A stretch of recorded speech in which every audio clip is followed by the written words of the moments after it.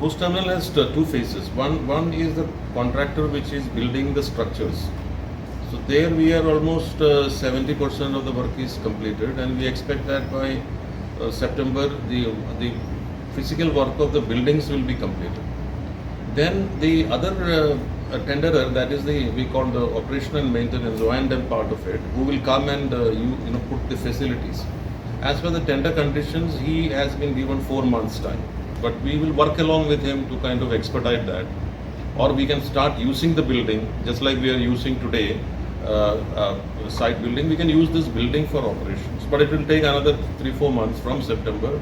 See, last year we had total 1,20,000 passengers, out of which around 90,000 were domestic and the rest international. And the number of calls were also higher.